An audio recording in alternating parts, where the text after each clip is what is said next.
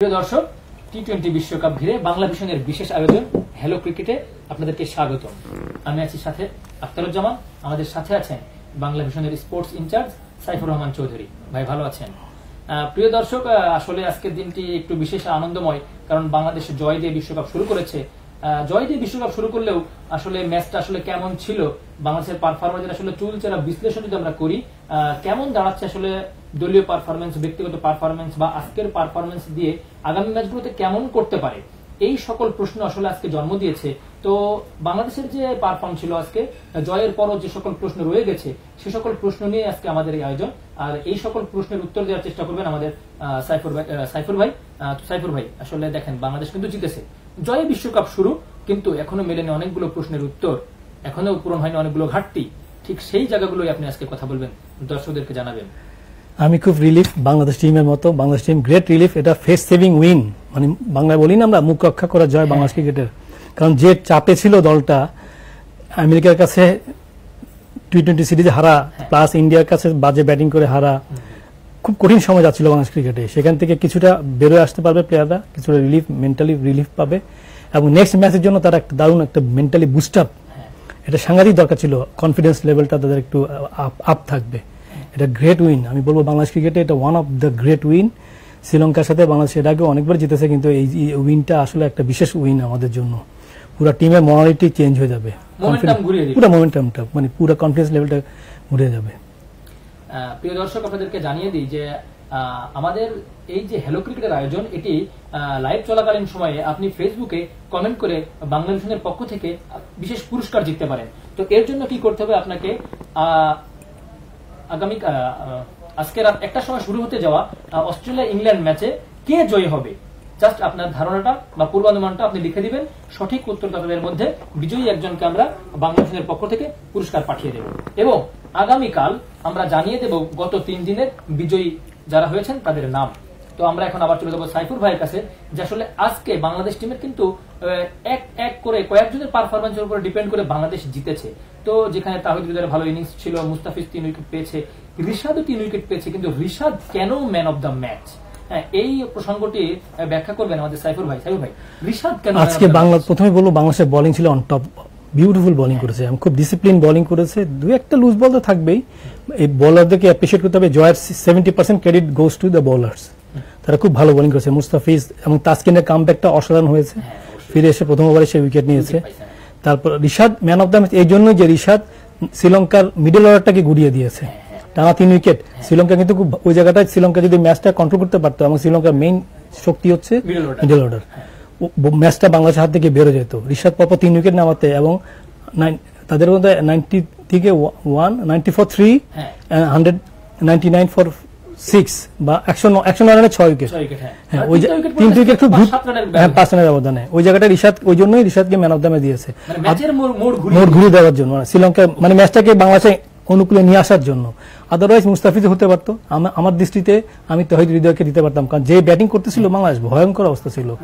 ওই অবস্থায় হৃদয় যদি ওই জায়গায় 20 বলে 40 রানের ইনিংসটা না খেলতো, বা লিটন দাসের সাথে 63 রানের সে পার্টনারশিপটা না করতে পারতো, ওই জায়গাটা কিন্তু বাংলাদেশকে মোমেন্টাম দিয়েছে এবং ম্যাচটা বাংলাদেশ। তারপর আপনি দেখেন 91 ফর 3, 113 ফর 8, 22 রানে 5 উইকেট নাই, মানে হার্ট, মানে মনে হচ্ছে বাংলাদেশ হেরে গেল, মানে শরীর ঠান্ডা হয়ে গিয়েছিল। শুধু মানুষের একটু স্বস্তি জায়গা ছিল যে রিয়াদ ব্যাটে আছে, কিছু একটা হবে। আমি ভাবছিলাম যে রিয়াদ আর সাকিব ম্যাচটা শেষ করে আসবে, এটা আমার কাছে আমি ভেবেছিলাম এটা যে তারা ম্যাচটা শেষ করে আসবে, কিন্তু সাকিবের ব্যাড লাক, সাকিব ওই সময় শটটা খেলে গেছে এবং ভালো ক্যাচ দিয়ে নিয়েছে, থার্ড ম্যান ভালো ক্যাচ নিয়েছে। আর মাহমুদুল রিয়াদ থাকাতে একটা রিলিফ থাকে যে সে একটা দারুণ ফিনিশার, ভুল করে না বাংলাদেশ টিমের জন্য। সে একটা খুব ভালো, গত বিশ্বকাপটা তার খেলা হয় নাই 2022, কেন খেলা নেই হাস্য লাগলো, কিন্তু এটা আজকে প্রশ্ন তুলেছে যে ওর মতো প্লেয়ারকে, ওর মতো একটা ফিনিশারকে, ওর মতো একটা অভিজ্ঞ ক্রিকেটারকে বাংলাদেশ কিভাবে ওভারলুক করতে রেখে খেলে। তো আজকে আরেকটি ব্যাপার ঘটেছে, এটা হচ্ছে নিউজিল্যান্ডের সাথে আফগানিস্তানের ম্যাচে। আফগানিস্তান যেন তাদের বডি ল্যাঙ্গুয়েজ এত পরিমাণ চেঞ্জ, তাদের বোলিং ব্যাটিং, মানে নিউজিল্যান্ডের মতো একটা টিম তারা পাত্তা পেল না। আগে প্রথম ম্যাচে তারা যেভাবে খেলেছে, আজকে যেন ঠিক সেভাবেই ছোট প্রতিপক্ষ মনে করে নিউজিল্যান্ডকে গুড়িয়ে দিল। সাবির ভাই, মানে আফগানিস্তানের এই উত্থানের গল্পটা, বা এদের এই বিশ্বকাপের যে শরীরী ভাষা, ব্যাটে বলে ওদের যেটা আগ্রাসী মনোভাব, এটা আপনি কিভাবে দেখছেন? আফগানিস্তান খুব ভালো টিম, ওদের 9টা প্লেয়ার আইপিএল এ খেলে আসছে, একদম ফুল রেডি, সিজন প্লেয়ার, এবং উইকেটটাও পেয়ে গেছে তাদের মতো। আমি তো ফজল হক ফারুকির আমি সাংঘাতিক ফ্যান, একটা দারুণ ফাস্ট বোলার সে। এবং নিউজিল্যান্ডের বুঝতে পারে না, নিউজিল্যান্ড কিন্তু বাংলাদেশে খেলতে এসেও নিউজিল্যান্ড কিন্তু এভাবে কয়েকবার হেরে গেছে। স্পিন উইকেটে, টার্নিং উইকেটে ওরা হতভম্ব হয়ে যায়, ওদের জন্য ডিফিকাল্ট হয়ে গেছে। রাশিদ খান, নবী ওরা যেভাবে স্পিনটা পেয়েছে এবং ফজল হক ফারুকি শুরুতে যেভাবে আঘাতটা করেছে, এটা ওদের পক্ষে কাম ব্যাক করা সম্ভব ছিল না। এবং আফগানিস্তানটা দারুণ উইন, গ্রেট উইন আফগানিস্তান ক্রিকেটের জন্য। আমরা কি সম্ভাবনা ধরবো যে কোয়ার্টার ফাইনালে আফগানিস্তান তো দুইটা ম্যাচ যেহেতু জয়, কোয়ার্টার ফাইনালে গেছে, তার মানে সেমিতে খেলার একটা সুযোগও তারা পেতে পারে? সেমির পথটা দূরের পথ, কারণ তার আগে তো সুপার 8 আছে, ওই জায়গাটা আবার আফগানিস্তানকে খেলতে হবে। ওই জায়গাটা কঠিন ফাইট হবে, ওই জায়গাটা খুব টাফ জায়গা। ওই জায়গাটা বড় দলগুলো খেলবে তো ওই জায়গায়, আবার ওইখানে উইকেট আরো এটা হচ্ছে বেটার হবে। আপনি দেখেন বাংলাদেশ সাউথ আফ্রিকার উইকেট নিয়ে আইসিসি অলরেডি কনসার্ন, নিউ ইয়র্কে খেলাটা হবে।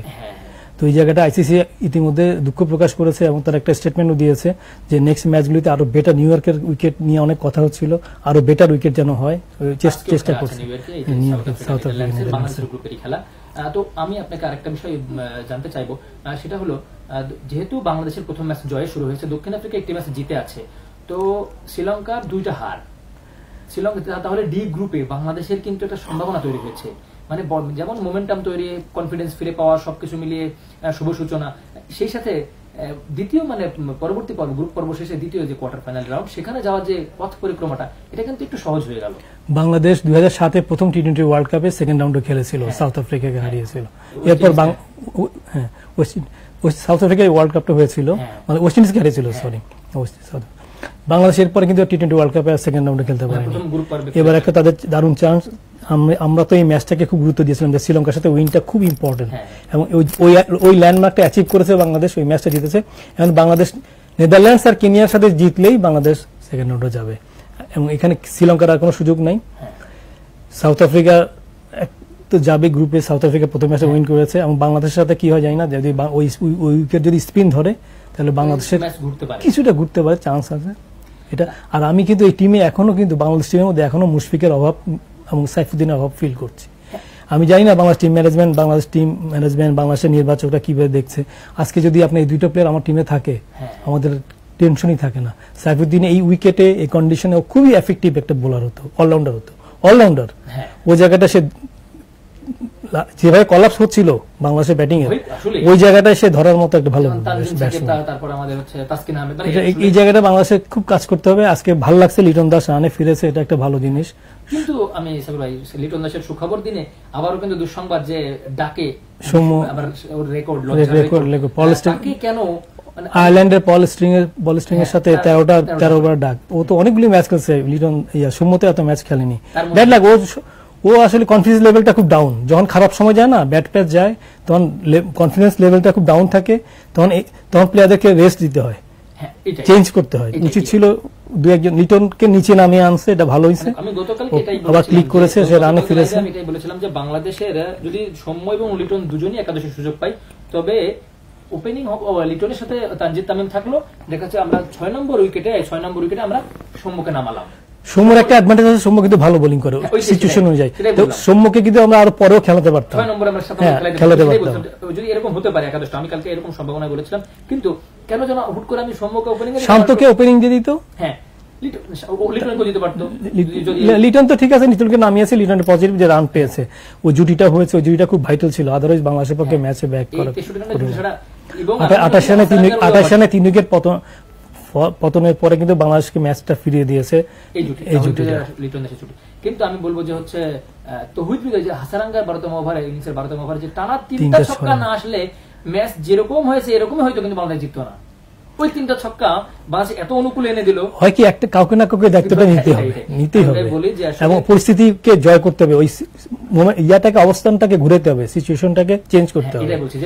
হৃদয়ের সাহসী ক্রিকেটার, আমরা আগেও বলেছি যে খুব সাহসী ক্রিকেটার, শেষ সুযোগটাকে পেয়েছে এবং কাজে লাগিয়েছে। তার মানে তবে আজকের ম্যাচে আমরা যেটা পেয়েছি যে একজন রিস্ট স্পিনার, মানে বাংলাদেশ আজীবন যেটা মানে শূন্যতা, একটা দীর্ঘ শূন্যতা, যেখানে হাসারাঙ্গা থাকে, রাশিদ খান থাকে, এই বলারটাকে টিমে নিতে নানু ভাইকে, সাবেক প্রধান নির্বাচককে অনেক ফাইট করতে হয়েছে রিশাদকে, এবং ওটা ওনার ব্যক্তিগত চয়েসের মাধ্যমে রিশাদকে টিমে নেওয়া হয়েছে এবং স্টাবলিশ করা হয়েছে। এবং বাংলাদেশে কিন্তু লেগ স্পিনার কিন্তু একটা rare breed in international cricket, খুব কম। রাশিদ খান খুব সফল, খুব সফল। তো বাংলা ও তো ইয়াং, এখন অনেক ওর সামনে ভবিষ্যতে অনেক পড়ে আছে। ও যদি নিজেকে তৈরি করতে পারে এবং তাহলে বাংলাদেশে কিন্তু একদম স্পিন বোলিং কোচ যে পাকিস্তান থেকে আসছে মুস্তাক আহমেদ, ও কিন্তু খুব কাজে লাগবে, রিশাদকে অনেক হেল্প করতে পারবে। আজকে এটাই মনে হয়েছে যে রিশাদকে দেখে মনে হলো আসলে মুস্তাক আহমেদের ছোঁয়া তার লেগেছে, হয়তো বা দীর্ঘদিন সময় এবং সে যে বোলটা করেছে বিউটিফুল বোলিং ছিল, এটা আসলে দেখার মতো ছিল। আসলে বাংলাদেশের প্রিয় দর্শক, চলছে বাংলা ভিশনের বিশেষ আয়োজন হ্যালো ক্রিকেট টি-20 বিশ্বকাপ ঘিরে। এই আয়োজন প্রতিদিনই আপনারা ঠিক 8:30টার সময় শুরু করে দেখতে পারবেন। লাইভ চলাকালীন সময় একটি প্রশ্ন থাকবে, প্রশ্নটির উত্তর দিয়ে কমেন্টে জানিয়ে আপনারা জিতে নিতে পারেন বাংলা ভিশনের পক্ষ থেকে বিশেষ পুরস্কার। তো প্রিয় দর্শক, আমরা আবারও সাইফুল ভাইয়ের কাছে যাব। সেটা হলো ভারত বনাম পাকিস্তান ম্যাচ কালকে রাত 8:30টায়। মানে ক্রিকেট বিশ্ব তাকিয়ে আছে যে ম্যাচের দিকে, যে ম্যাচের টিকিটের দাম মানে আপনার কয়েক ভরি সোনাও বিক্রি করতে হতে পারে, কেউ কেউ বলছে কয়েক ভরি সোনা বিক্রি করতে হবে তাহলে একটা ম্যাচ দেখতে পারবো। তার মানে সেই ম্যাচের ডিমান্ড কোন পর্যায়ে চলে গেছে। তো সেই ম্যাচ আসলে কতটা রোমাঞ্চপূর্ণ হবে, কেমন থাকবে একাদশ, কেমন হতে পারে একাদশ, দুই দলের মনোভাব কেমন হতে পারে, বা সামগ্রিক ক্রিকেট বিশ্বকালকে কতটা এটা নিয়ে মজা থাকবে, সেটাই আমরা শুনবো সাইফুল ভাইয়ের কাছ থেকে। পাকিস্তানের জন্য নেক্সট রাউন্ড খুব কঠিন হয়ে গেছে, আছে আমেরিকার মতো একটা টিমের কাছে হারা। আমেরিকাকে আমি ছোট করছি না, তারা দারুণ ক্রিকেট খেলেছে, কিন্তু পাকিস্তান একটা পাড়ার ক্রিকেট খেলেছে, স্ট্রিট ক্রিকেট, রাস্তার ক্রিকেট। এটা ওদের বোলারদের কোনো লেন্থ লাইনের উপর কোনো কন্ট্রোলই ছিল না। পাকিস্তান কিন্তু নর্মালি ম্যাচটা যখন 12 রান ছিল, হারিস রৌফ যখন লাস্ট ওভারটা করেছে সুপার ওভারের আগে, ও 12 রান ওর মতো বোলার যদি ডিফেন্ড করতে না পারে আমেরিকার মতো টিমের সাথে, তো কোন লেভেলেরই বোলিং না। পাকিস্তান কিন্তু লাস্ট ওয়ার্ল্ড কাপের runners up team, T20 world কাপের রানার্স আপ টিম।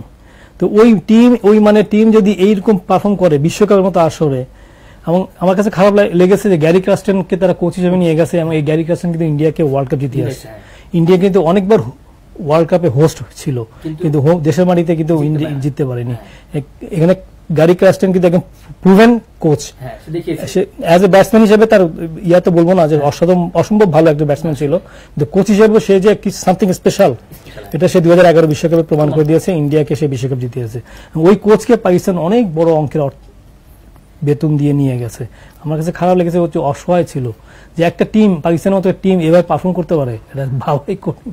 কিন্তু পাকিস্তানের শক্তিশালী লাইন কিন্তু বোলিং লাইন, এবার পাকিস্তানের মেইন শক্তি হচ্ছে, দলের মেইন শক্তি হচ্ছে বোলিং লাইন, সেই বোলিং লাইনই ডুবিয়েছে। মানে এই যে একটা ব্যাপার, এবং 160 রান টার্গেট এটা ডিফেন্ড করতে না পারা, শাহিন শাহ আফ্রিদি, হারিস রৌফ, এদের মতো বোলারদের লজ্জা।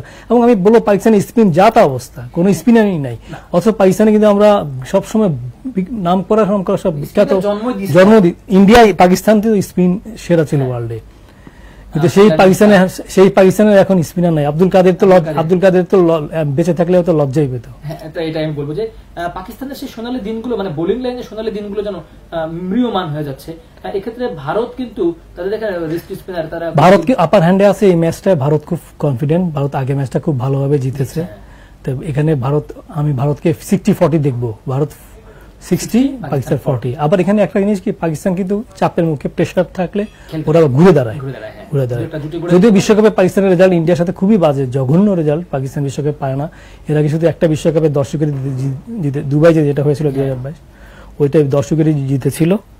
দেখা যাক কালকে কি হয়। পাকিস্তানের জন্য খুব কঠিন, কারণ আমেরিকা 2টা ম্যাচ জিতেছে, আর আমেরিকা যদি আয়ারল্যান্ডের সাথে জিতে ওদের 3টা ম্যাচ 6 পয়েন্ট হয়ে যাবে। সেক্ষেত্রে ভারত তো যাবেই, যেহেতু ভারত, সেক্ষেত্রে পাকিস্তানের জন্য কঠিন হয়ে যাবে সেকেন্ড রাউন্ড। ছোট দলের কাছে কোনো বড় দল হারলে এই মানে এটা একটা আশঙ্কা থাকে, পাশাপাশি সমীকরণ মেলাতে হবে আপনার, রান রেট, ম্যাচ জয় পরাজয়, অনেক কিছু। কারণ আসলে 3টা করে ম্যাচ, এই 4টা করে ম্যাচ, যেহেতু অনেক সমীকরণ আছে, সবগুলো দলে 3টা করে ম্যাচ শেষ হইলে বহু সমীকরণ আমাদের বসতে হবে। তো আমরা সমীকরণে বসার আগে আমরা চলে যাব 10 তারিখে খেলা আছে বাংলাদেশের দক্ষিণ আফ্রিকার। তো আসলে বাংলাদেশের জন্য ওই ম্যাচটি আসলে কতটা পরীক্ষার হতে পারে, বা দক্ষিণ আফ্রিকা তো আসলে বিশেষ একটা মানে গ্রুপ পর্বে তারা সবসময় কিন্তু একটা মারদাঙ্গা টিম বলা হয়, মানে আসলে গ্রুপ পর্বদেরকে থামানোর মতো। দক্ষিণ আফ্রিকা গ্রুপ পর্বে সবসময় ভালো খেলে, স্পেশালিস্ট ক্রিকেট খেলে, তো স্পেশালিস্ট ক্রিকেট। ওরা সেমিফাইনালে গেলে ওরা চাপটা নিয়ে এনে ওরা চোখ করে নকআউট পর্বে গেলে আর কি। কিন্তু বাট এই স্টেজে দক্ষিণ আফ্রিকা সবসময় ডেঞ্জারাস টিম, তারা অবশ্যই তারা আপার হ্যান্ডে থেকে খেলবে, বা এখানেও 60-40 বা দক্ষিণ আফ্রিকা 70-30 হতে পারে। কিন্তু বাংলাদেশের কনফিডেন্স লেভেলটা ফিরে পেয়েছে, নিউ ইয়র্কের মতো খেলা, গ্রাউন্ডে খেলা নিউ ইয়র্কে। বাংলাদেশ যদি উইকেট থেকে সহায়তাটা পায় স্পিনাররা, আমার মনে হয় সাকিবের আজকে বোলিংটা ভালো হয়নি। আমি এটাই বলতে চাচ্ছিলাম আপনাকে প্রিয় দর্শক, যে অনেকেই আজকে কমেন্ট করছে বা বিভিন্ন সামাজিক যোগাযোগ মাধ্যমে স্ট্যাটাস দিচ্ছে বা অনেক সংবাদপত্রের নিচে কমেন্ট করছে যে সাকিবের বিকল্প বিসিবির ভাবা উচিত বা সাকিবকে বিশ্রামে দেওয়ার সময় এসেছে। আসলে সাকিব যতদিন ধরে বাংলাদেশ ক্রিকেটকে সার্ভিস দিয়ে এসেছে বা বাংলাদেশ ক্রিকেটকে রেকর্ড বুকে ঠাই করে নেওয়ার যে একটা মানে কি বলা যায় যে যুগের সূচনা করে দিয়েছে, সেই সাকিবের পারফরমেন্স দেখে আসলে ভক্তরা এখন এটা ভাবছে যে সাকিবকে বসিয়ে রাখার সময় হয়েছে। এই কতটুকু আসলে সময় এসেছে সেই বিষয়টা আমরা সাকিবের কাছে শুনবো। না, আসলে সাকিবকে বসিয়ে রাখার সময় এখনো আসেনি। হয়তো খারাপ করেছে আজকে, বাট সে একটা টপ লেভেলের ক্রিকেটার। ওয়ার্ল্ডের টি-20 সেরা না, শুধু 3 ফরম্যাটে কিন্তু সে একসময় সেরা অলরাউন্ডার ছিল। সে কিন্তু বিশ্বকাপের আগে বেশি প্র্যাকটিস খেলেনি, ম্যাচ খেলেনি। প্রিমিয়ার লিগে কয়েকটা ম্যাচ খেলছে, 3টা না 4টা ম্যাচ খেলেছে অল্প কটা ডিপিএল এ, এবং তার কিন্তু প্র্যাকটিসে ঘাটতি আছে, এটা পরিষ্কার হয়েছে।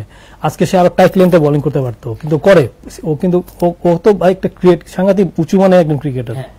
তো ও অবশ্যই কামব্যাক করবে, আমরা আশা করি ও নেক্সট ম্যাচে অবশ্যই কামব্যাক করবে, এবং ও কামব্যাক করলে এটা দলের জন্যই লাভ, বাংলাদেশ টিমের জন্য লাভ।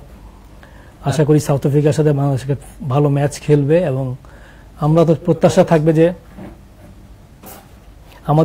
থাকবে যে বাংলাদেশ এই ম্যাচটাও জিতুক। আসলে মানে গ্রুপ পর্বে অন্তত 3টা ম্যাচ জিতলে আমরা স্বস্তি পাবো। বাংলাদেশ কিন্তু গত বিশ্বকাপে নেদারল্যান্ডসকে হারিয়েছে, তো নেদারল্যান্ডসকে বাংলাদেশ হারানোকে আমি খুব চিন্তা করছি না। হ্যাঁ, এই জায়গাটায় বাংলাদেশ কনফিডেন্সটা পেয়েছে, নেদারল্যান্ডসকে বাংলাদেশ হারাতে পারবে, এবং কেনিয়া আশা করি কোনো সমস্যা হবে না। বাংলাদেশ 3টা উইন হলেই আশা করি আমরা সেকেন্ড রাউন্ডে বাংলাদেশ যেতে পারবে। প্রিয় দর্শক, ঠিক 8:30টার সময় একটি ম্যাচ মাঠে গড়াবে বাংলাদেশেরই নেদারল্যান্ডস দক্ষিণ আফ্রিকা। আপনাদেরকে জানিয়ে রাখি, ওই ম্যাচে দক্ষিণ আফ্রিকা টস জিতে তারা ফিল্ডিং নিয়েছে, আগে ব্যাটিং করবে নেদারল্যান্ডস। সেই ম্যাচটার দিকেও নজর রাখবে বাংলাদেশ টিম, কারণ এই টিম দক্ষিণ আফ্রিকার পারফরমেন্সের দিকে নজর রাখতে হবে, নেদারল্যান্ডের পারফরমেন্সের দিকে নজর রাখতে হবে, কারণ এদের বিরুদ্ধে এখনো বাংলাদেশের খেলা বাকি আছে। প্রথম পর্বের বৈতরণী পার হয়ে পরবর্তী রাউন্ডে যেতে হলে অবশ্যই প্রতিপক্ষকে হারাতে হবে, এর বিকল্প কিছুই নেই। তো সাইফুল ভাই, আজকে আরেকটা বিষয় আপনাকে জানতে চাইবো, সেটা হলো অধিনায়কত্ব, বাংলাদেশ দলের অধিনায়কত্ব। আমরা যখন দেখলাম খুব সুন্দর একটা ওভার বল করেছে কে, আমাদের মাহমুদুল্লাহ। তো সাকিব যখন দেখলাম আমরা সাকিব 2 ওভারে বেশ করলো, মানে রান দিয়ে ফেললো, বা তাকে আমরা একটু পরে না দিয়ে, বা ওই যে 4র্থ ওভারে না দিয়ে আমরা দেখাচ্ছি ওই জায়গায় আমরা অন্য কিছু করতে পারতাম কিনা, বা আমার কাছে মনে হয় আমি যদি ক্যাপ্টেন হইতাম আমি সাকিবকে একটু পরে আনতাম, দিয়ে আমি ওই জায়গায় মাহমুদুল্লাহকে আনতাম, বা মাহমুদুল্লাহ যেহেতু ওভার ছিল আমি তাকে ইউজ করতাম আরো 1 ওভার অন্তত। সাকিবকে আমি আর 1 ওভার, যেহেতু তার 4 ওভার কোটা পূরণ করেনি, যেহেতু এটাও একটা ভালো সিদ্ধান্ত ছিল, কিন্তু মাহমুদুল্লাহকে আমি কেন আর 1 ওভার খেলালাম না? হ্যাঁ, ঠিক আছে, ওইটা আমিও একমত, কিন্তু টিম জিতেছে, এটা হলো সবচেয়ে বড় কথা, রিলিফ। টিম হারলে কিন্তু অনেক লুফলস বের হয়ে যায়, অনেক ব্যর্থতার কারণ আমরা চিহ্নিত হয়ে যায়। জেতার পর এখন অবশ্যই টিম ম্যানেজমেন্ট এটা নিয়ে অবশ্যই কাজ করবে। ম্যাচের পরে তো অনেকক্ষণ অ্যানালাইসিস করে, ম্যাচের পরে অ্যানালাইসিস করে, পুরো ম্যাচটাকে তারা অ্যানালাইসিস করে, টিম মিটিং হবে, একাধিকবার টিম মিটিং হয়, এবং এই মিটিং এ এগুলো উঠবে। শান্ত ডে বাই ডে নিজেকে আরো ইমপ্রুভ করবে ক্যাপ্টেন হিসাবে, এটা আমরা আশা করছি। এবং তার কিন্তু সুযোগ আছে সাকিব এবং মাহমুদুল্লাহ কাছ থেকে টিপস নেওয়ার, গুরুত্বপূর্ণ অ্যাডভাইস নেওয়ার।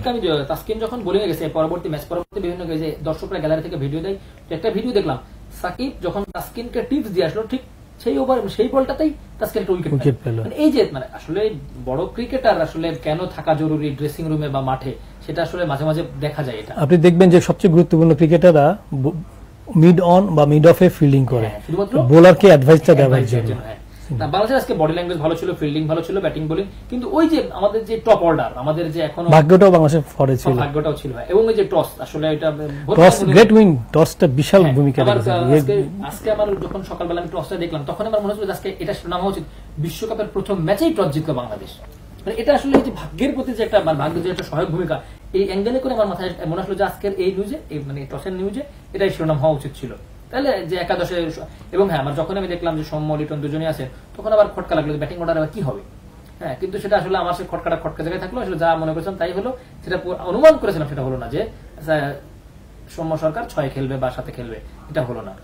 তো আমি এটা হলে ভালো হতো, টিম আরো ভালো ব্যাটিং এর অ্যাটমসফিয়ারটা পেত। সৌম্যকে দোষ দেওয়া লাভ নেই, সৌম্যর কনফিডেন্স লেভেলটা খুব ডাউন, খারাপ সময় যায়, ব্যাট প্যাচ যায়। তো ওই সময়টায় টিম ম্যানেজমেন্টের উচিত তাকে সাপোর্ট দেওয়া এবং তার ব্যাটিং অর্ডার চেঞ্জ করে নিয়ে আসা, অসুবিধা নাই, নিচে খেলুক। ওই জায়গাটা হয়তো সে ক্লিক করবে, যেটা লিটন দাস ক্লিক করেছে।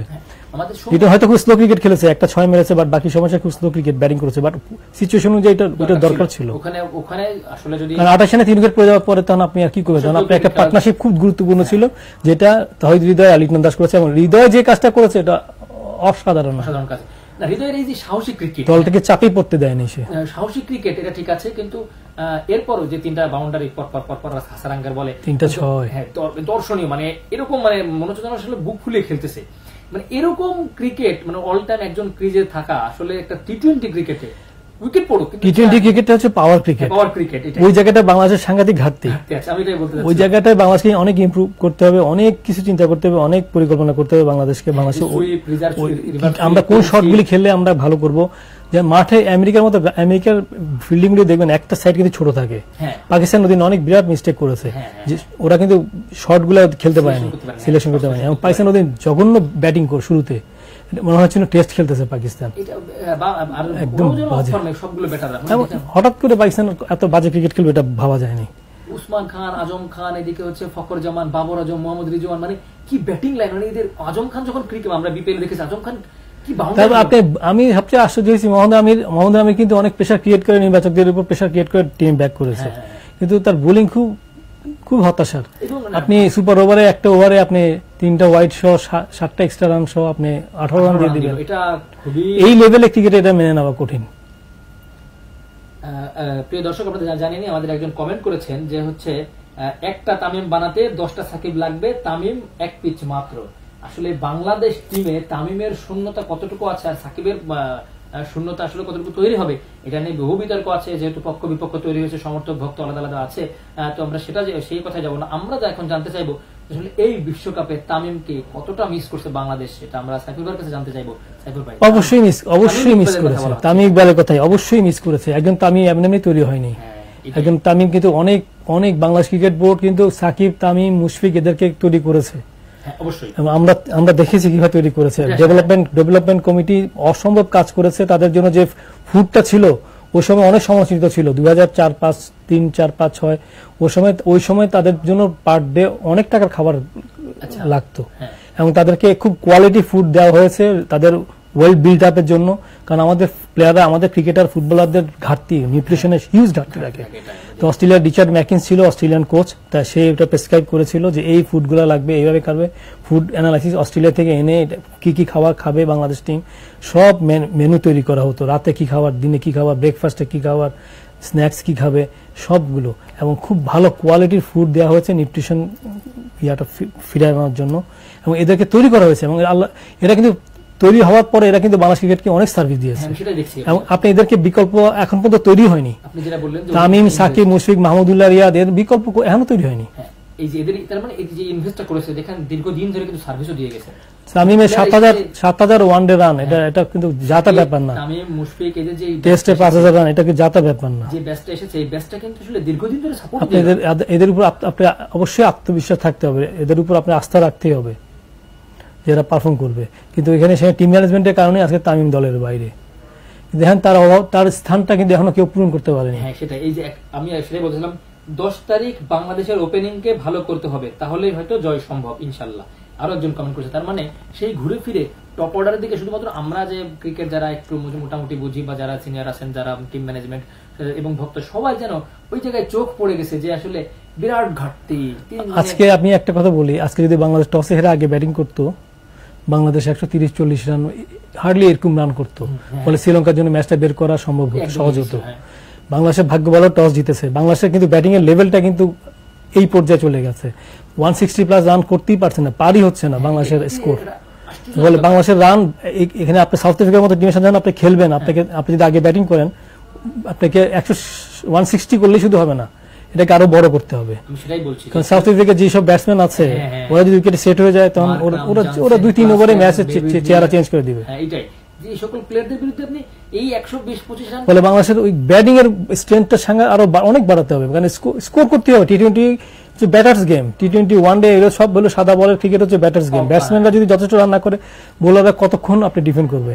বাংলাদেশের আসলে বডি ল্যাঙ্গুয়েজ চেঞ্জ হয়েছে, আমরা চাইবো যে আসলে এই বডি ল্যাঙ্গুয়েজ এইভাবে থাকুক, আগামী আরো যে ম্যাচ 3টা আছে গ্রুপ পর্বে, সেই 3টি ম্যাচ অবশ্যই ভালো করবে, যেখানে নেদারল্যান্ডস ও নেপাল আছে। 10 তারিখের ম্যাচ আছে দক্ষিণ আফ্রিকার বিরুদ্ধে, একটি কঠিন ম্যাচ। তো আমরা চাইবো সেই কঠিন ম্যাচটি বাংলাদেশ আজকে যেমন সহজ ম্যাচ কঠিন করে জিতলো, তো আমরা চাইবো সেই কঠিন ম্যাচটা যেন সহজ করে জিতে। তাদের লেগ স্পিন আছে, সাকিব হাসান, মাহমুদুল্লাহ আছে, সবার স্পিন কাজে লাগার। দক্ষিণ আফ্রিকা টিম একটু স্পিনের মাঝে মাঝে দুর্বল, হঠাৎ করে তারা দুর্বল হয়ে যায়। এই পিক আমাদের পয়েন্টটা পিক করতে হবে। পাশাপাশি যারা পেসার আছে, আমাদের মুস্তাফিজের বলের প্রতি তাদের একটা আলাদা দুর্বলতা আমরা দেখেছি এর আগে ঘরের মাঠে দক্ষিণ আফ্রিকাকে আমরা হোয়াইট ওয়াশ করেছিলাম। সেই সিরিজে মুস্তাফিজের সম্ভবত দ্বিতীয় সিরিজ ছিল, সেই সিরিজে মুস্তাফিজ কিন্তু বাজেমাত, মানে মুস্তাফিজের উত্থানের যে গল্প, সেই গল্পটা আসলে সিরিজ চলে আসে। তো আমরা চাইবো এই মুস্তাফিজ, এই তাসকিন বা আমাদের যারা ব্যাটার আছে তারা আবার রানে ফিরুক, তানজিদ তামিম খেলুক, এবং হচ্ছে আমাদের বিশেষ করে সৌম্য সরকার এবং শান্ত, এই দুজনকে আসলে রানে ফেরা খুবই জরুরি। এই দুজনের জন্য আসলে পুরো টিমটা যেন খুবই ভুগছে একেবারে শুরু থেকে আজকেও, যেন 120 রানের টার্গেটটা শুধুমাত্র ওদের এই যে সৌম্য এবং শান্ত যদি একটু ভালো খেলে দিত, তাহলে এই যে টার্গেটটা এত কঠিন মনে হতো না, আমার কাছে মনে হয়েছে। তো বাংলাদেশ টিমের এই মানসিকতা চেঞ্জ আসলে দক্ষিণ আফ্রিকার উপরে কতটা চাপ প্রভাব ফেলবে, এটা আমি আসলে বাংলাদেশের আজকের জয়টা কতটুকু প্রভাব ফেলবে দক্ষিণ আফ্রিকা। বাংলাদেশ তো আপার লেনে থাকবে, বাংলাদেশ অনেক আত্মবিশ্বাসী হয়ে মাঠে নামার সুযোগটা পাচ্ছে, এটা প্লেয়ারদের মেন্টালি অনেক রিলিফ থাকবে। তবে বাট উইকেটটা খুব ইম্পর্টেন্ট, উইকেট যদি খুব বেশি ফ্ল্যাট হয় দক্ষিণ আফ্রিকার ব্যাটসম্যানদের জন্য এটা খুব সহায়ক হবে। আর উইকেট যদি বাংলাদেশের অনুকূলে হয়, বাংলাদেশ যেসব উইকেটে খেলতে ইউজ টু ভেরি মাচ পছন্দ করে, বা বাংলাদেশ ওইরকম উইকেট হলে, নিউ ইয়র্কের উইকেট অনেকটা সেরকম, তাহলে বাংলাদেশের কিছুটা সুযোগ থাকবে। তাহলে আর বাংলাদেশ স্পিনারদের বোলিংকেও ভালো বোলিং করতে হবে, এবং সবচেয়ে ইম্পর্টেন্ট হচ্ছে ব্যাটসম্যানদের দায়িত্ব নিতে হবে। একটা আগে ব্যাটিং করলে একটা ভালো চ্যালেঞ্জিং স্কোর করতে হবে, ওটা খুব ইম্পর্টেন্ট। তার মানে সব মিলিয়ে আপনি দক্ষিণ আফ্রিকার মতো টিমের সাথে খেলছেন, আপনাকে ওখানে কোনো জায়গায় একবার ভুল করবেন তো আপনার ম্যাচ বেরিয়ে যাবে। আপনাকে সব ডিপার্টমেন্টে সেরা ক্রিকেটটা খেলতে হবে। তো সেরা ক্রিকেট বাংলাদেশ খেলুক। দর্শক, আমরা অনুষ্ঠানের প্রায় শেষ পর্যায়ে চলে এসেছি। বাংলাদেশ সেরা ক্রিকেট খেলবে, শান্ত সম্বরালা রানে ফিরবে, টানা জয় গ্রুপ পর্ব শেষ করবে, এমনটাই প্রত্যাশা আমাদের সকলের, ভক্তদের এমন প্রত্যাশা। এবং আমরা চাইবো যে বাংলাদেশ টিম জয়ে থাকুক, কোয়ার্টার ফাইনাল পর্ব পেরিয়ে সেমিফাইনালেও যাক। কারণ আসলে আমাদের বাংলাদেশের ক্রিকেটের সফলতা বা সাফল্য আমরা বহুদিন দেখিনি, বহুদিন আমরা গলা ফাটাইনি, বহুদিন চিৎকার করিনি। আমাদের দর্শকরাও যেন অপেক্ষায় আছে বাংলাদেশ টিম আবারও তারা একটা বিশাল একটা জয় উপহার দিক, দলের ভুল ত্রুটিগুলো শুধরা যাক, সব কাটিয়ে উঠুক, সকল সমস্যা কাটিয়ে বাংলাদেশ টিম আবারও বিশ্বকাপে একটা চমক দেখাক, এই কামনাই করছি। এই কামনা করে আজকে হ্যালো ক্রিকেট পর্বটি এখানে শেষ করছি। ধন্যবাদ আপনাদেরকে, ধন্যবাদ সাইফুল ভাই, আপনাকেও ধন্যবাদ।